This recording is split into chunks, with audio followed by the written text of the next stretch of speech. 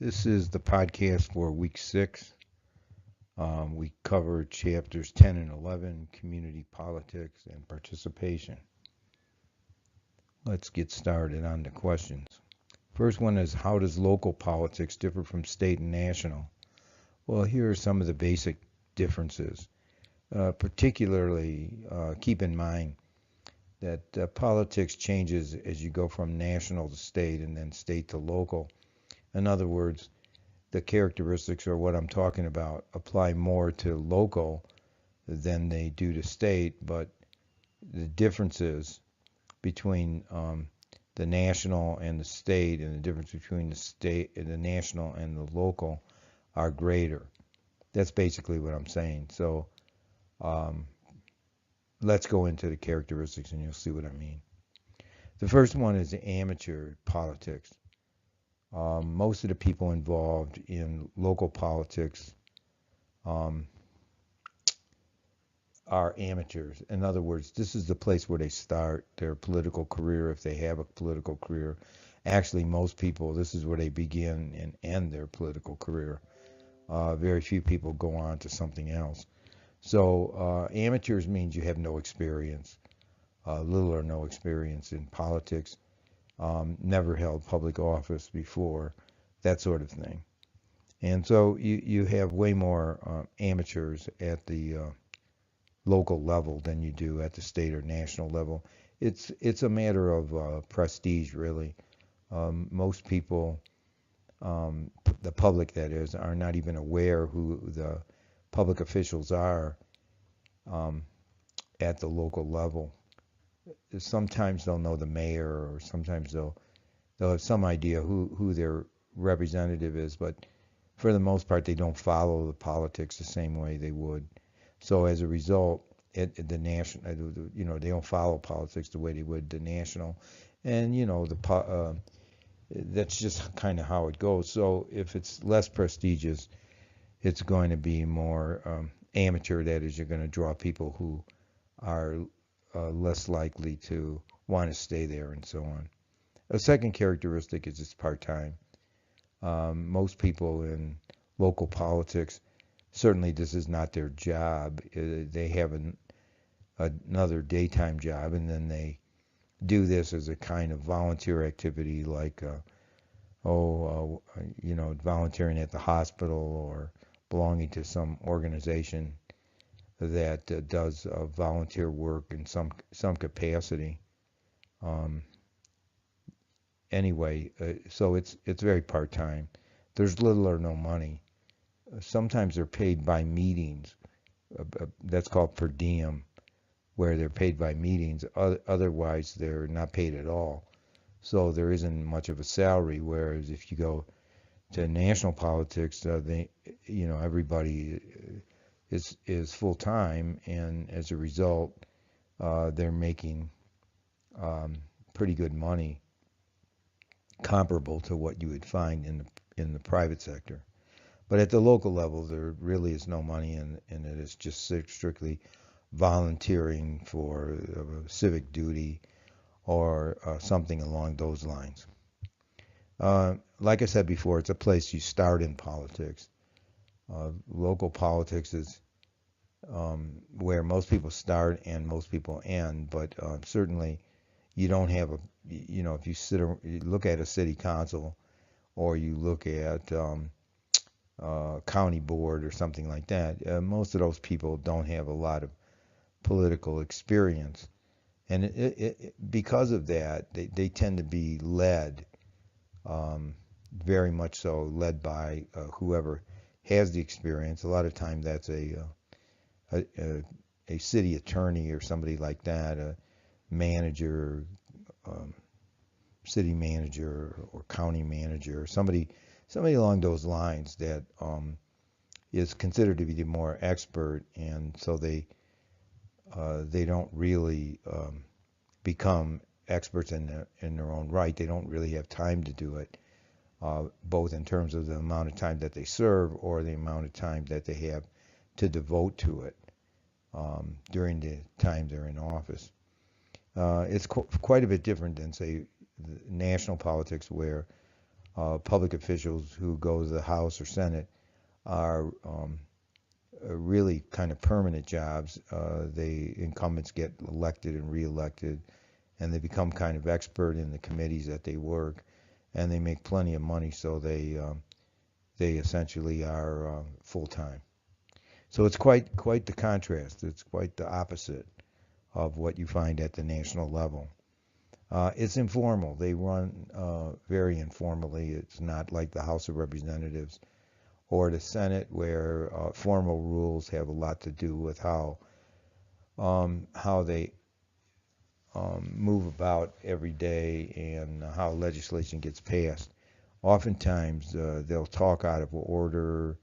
They'll talk about things that aren't germane to the topic. Um, it all depends on how well the leader of the city council, for example, is running the show. But for the most part, it's very informal. You can talk when you want, introduce legislation when you want. There isn't a whole lot of rules that they go by. And the last thing is that they're dominated by a few. I kind of hinted at this when I said that the people with the most experience, and oftentimes that's a lawyer or a planner or some agency head that shows up to talk about some particular issue that they're going to vote on. Those people who are the more expertise and have the more experience are more likely to be influential. So the most of the council, even though most councils are small, most of the people on the council tend to be kind of sheep-like in the sense that they just kind of follow along with whatever the leaders want. There's some exceptions to that, like if it's some issue that's really burning in the public attention, like a tax increase or something along those lines. But for the most part, when it comes to the day-to-day activities, just a few people lead the way, sometimes only one person, and everybody else is just kind of a follower, kind of a pattern for life, I think. Number two, what's a nonpartisan election, and why do we have them mainly at the local level? Well, a nonpartisan election means that there's no parties on the ballot, only candidates' names. So when you go to vote, you're just seeing the candidate's name on the ballot, and you don't know if they're a Democrat or Republican or what they are. The reason we have these nonpartisan elections is the second thing. It's the product of the reform movement. At the turn of the 20th century, beginning of the 20th century, there was a reform movement that kind of tried to get what was called good government, good politics into operation. And it had some influence, and it had a special influence at the local level. And there were a number of things that they advocated, like the city manager form of government, nonpartisan elections, things like that, which they thought were going to improve politics, make it so that the parties and the political machines that operated at the local level in big cities, that none of that their power would be diminished if they could put these structural reforms in, like nonpartisan elections. So in other words, the idea would be people would focus more attention on who the candidates were rather than the parties. Keep in mind that at the beginning of the 20th century, political parties were much stronger than they are now, and there wasn't television, and people were essentially voting either Democrat or Republican rather than voting the candidates. So the reform movement thought that you put in these nonpartisan elections and you'd improve things so that people would focus on the candidates and the issues, and they would diminish the power of political machines and political parties. It also was seen as a way to end corruption as well. I think the reformers, although they had some significance all the way up until about 1950, that reform movement had a lot of significance at the local level. I think they tended to be naive. I think anybody who's walking around saying that they're going to, um, end corruption or that they're going to lower the cost of government, you better watch out for them because they don't really know what they're talking about. Those things seem to be part and parcel of how government works. And I'm not just saying that because I've spent my life in Illinois and now in New Mexico, two of the most corrupt places I've ever seen. But anyway, it just seems like that's a really difficult thing to do, to end corruption. But they thought that, and certainly by doing these reforms, like a city manager government or nonpartisan election, something like that, would really not end corruption at all. I think they were too naive for their own good. Anyway, but that was the goal: end corruption and end political machines. We hardly see any semblance of political machines anymore.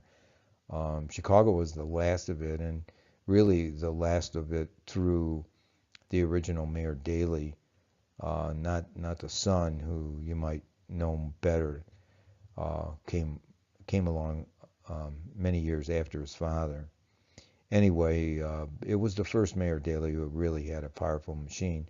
If you ever read the book Boss, um, by Reichel, that's an excellent book on how machines operate and what makes them tick and all that stuff. So you might be able to find it in paperback somewhere.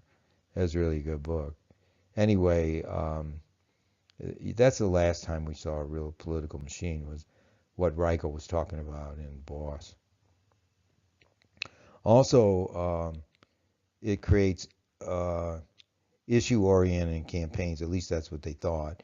That nonpartisans would create issue-oriented campaigns instead of party-oriented.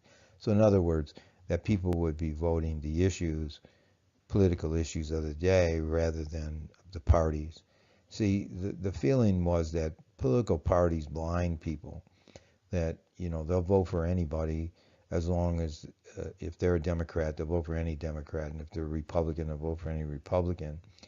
And they don't pay attention to whether the candidates are any good or what issues they stand for or anything like that. At least that's how it was perceived at the beginning of the 20th century.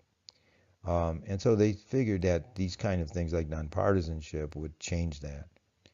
And it would be a way to attract good candidates. The sense was that better people would be willing to run if you didn't have to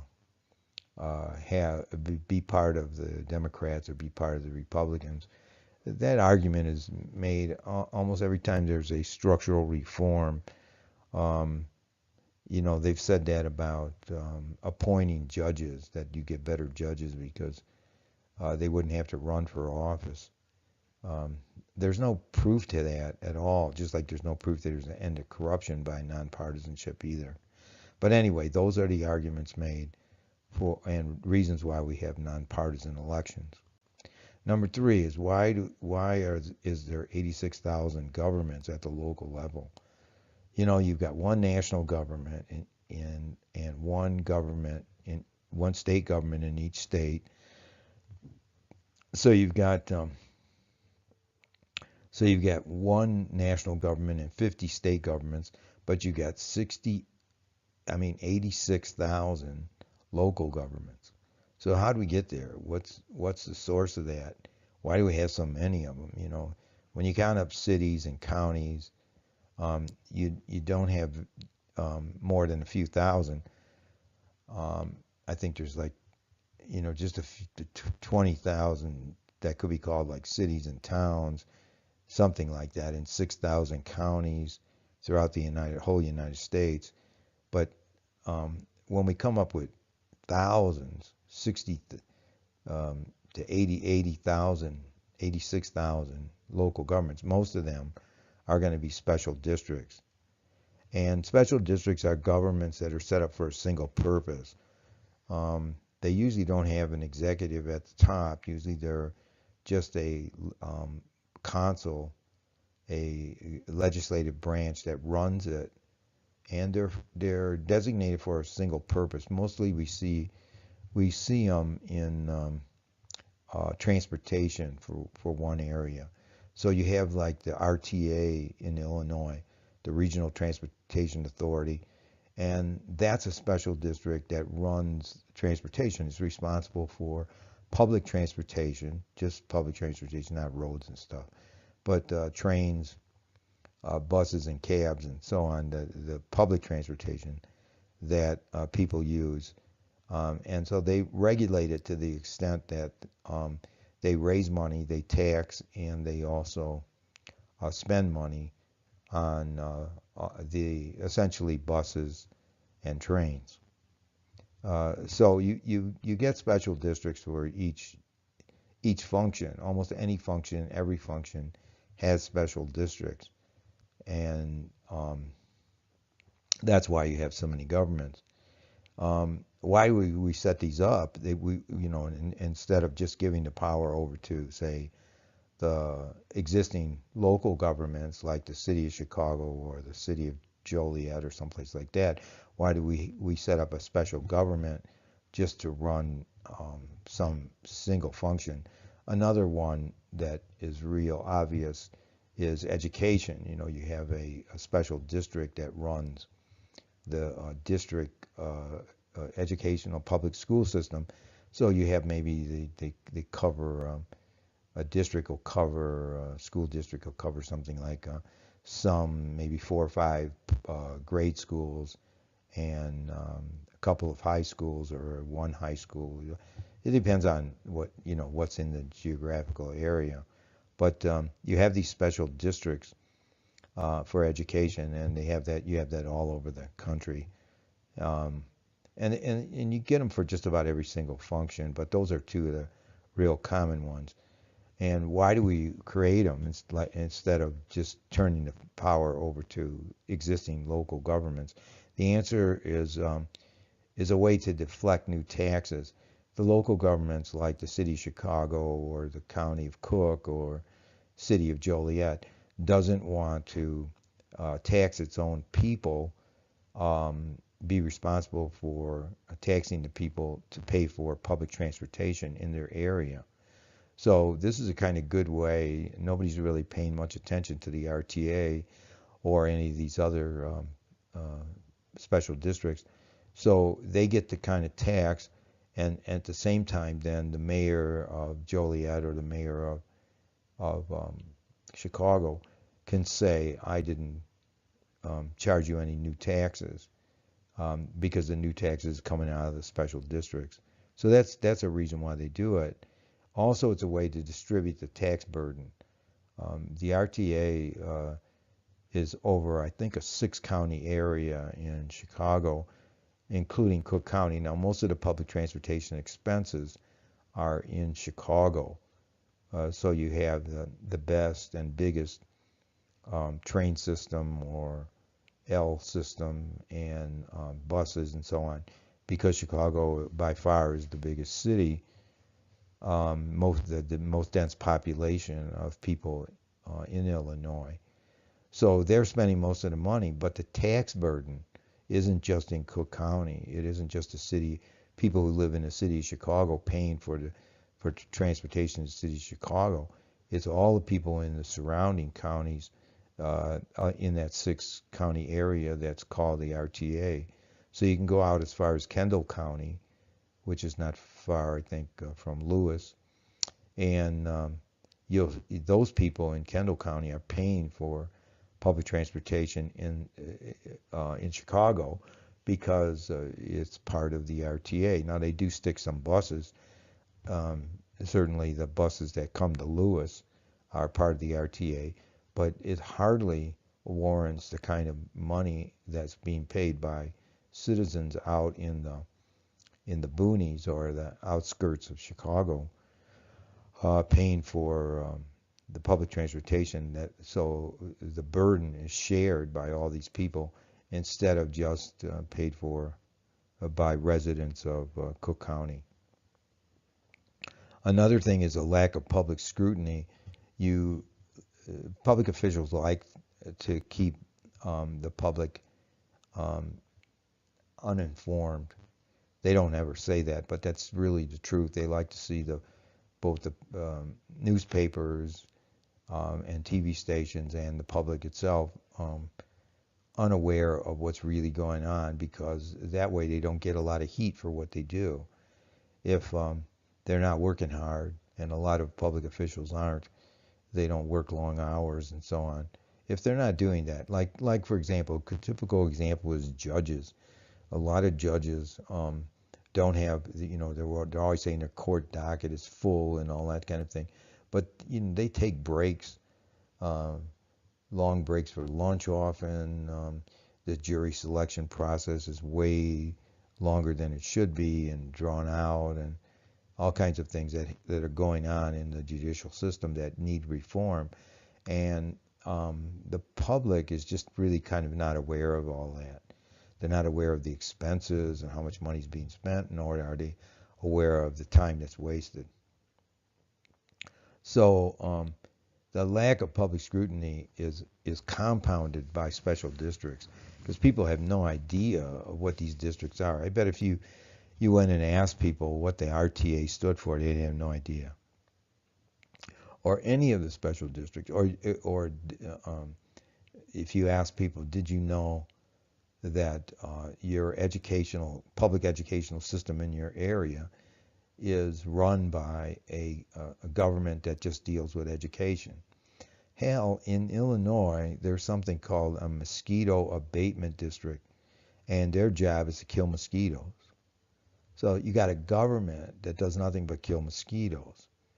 I mean, talk about level of insanity.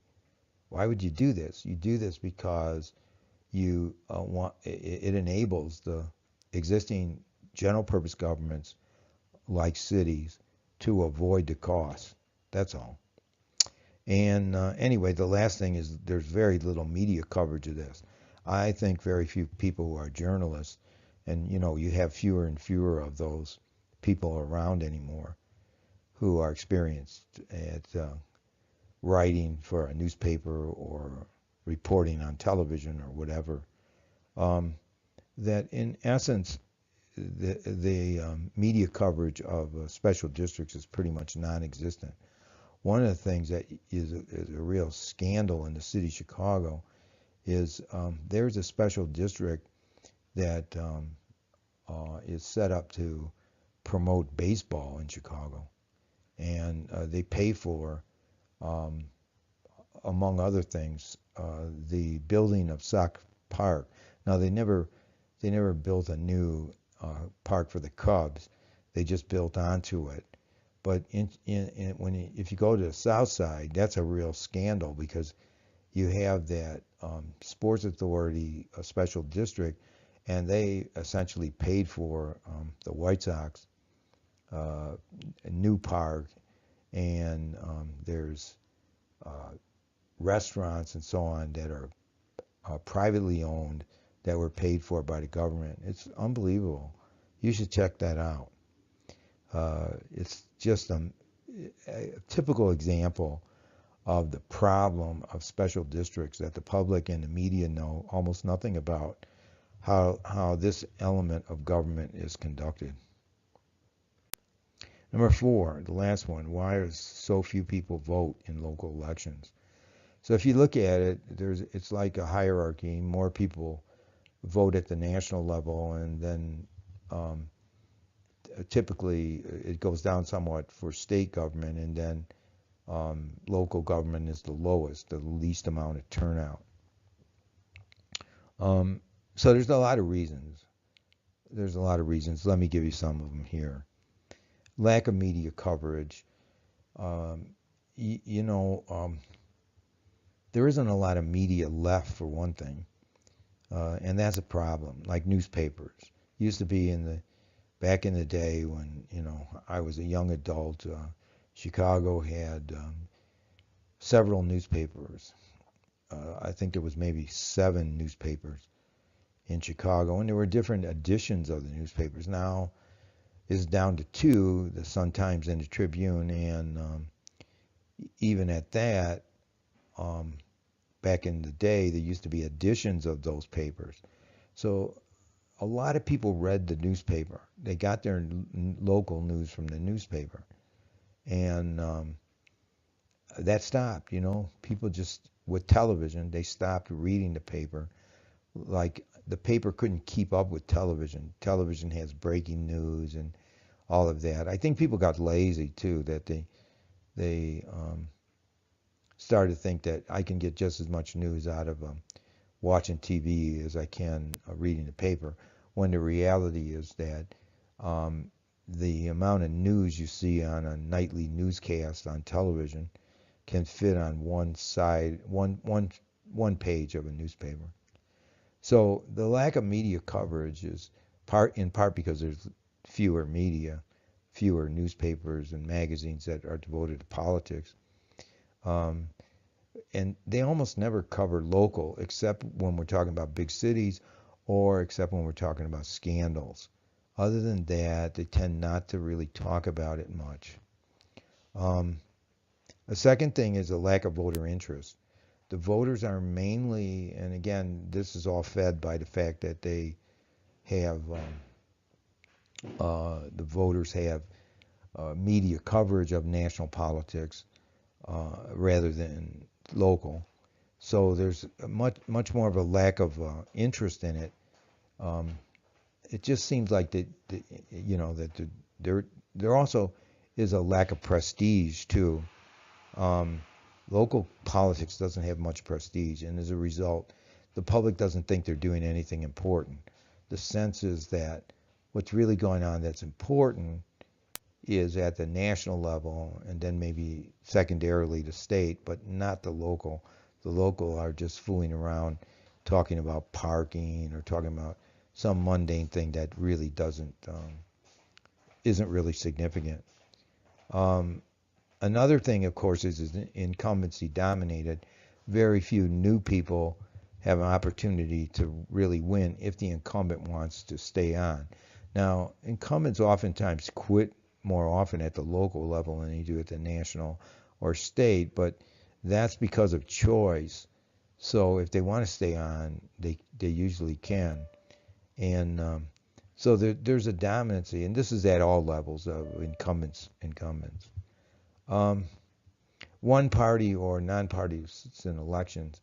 If there's nonpartisan elections, and we talked a little bit about that earlier about nonpartisanship, um, that tends to reduce the numbers of people that show up rather than get people to vote based on um, issues or candidates. So instead, it just reduces the turnout. And one party domination, you see a lot of that at the local level, either like the Democrats are in Chicago and there are no real Republican opposition. And then you go out in the suburbs, it's the opposite, where the Republicans dominate and the Democrats are really not in opposition. That tends to reduce the turnout as well. If there's strong two-party competition, more people show up. A lack of campaigning is another thing. You don't find campaigns like you do at the national and state level where candidates are spending huge amounts of money and they're on television and they're running all kinds of ads and everything. All of that stuff has a tendency to get people who aren't interested in the first place to become interested. And when you don't have that kind of campaigning going on, they never get interested. Lack of issue importance. That, like I said, there's a sense that they're important and significant issues are handled by the national government, and then everything else kind of trickles down. And by the time you get down to local, they're not really doing anything of significance. Um, Another thing is elections are held at odd times. Oftentimes they're in the winter. They're whenever you sort of got a time to do it, um, when the national or state isn't running an election. And so they kind of take a back seat. So the end result is that few people vote in national elections, but I mean at the local in local elections, and you know, there's a number of reasons for it. The main one being lack of interest and lack of media coverage. Okay, I think that's enough.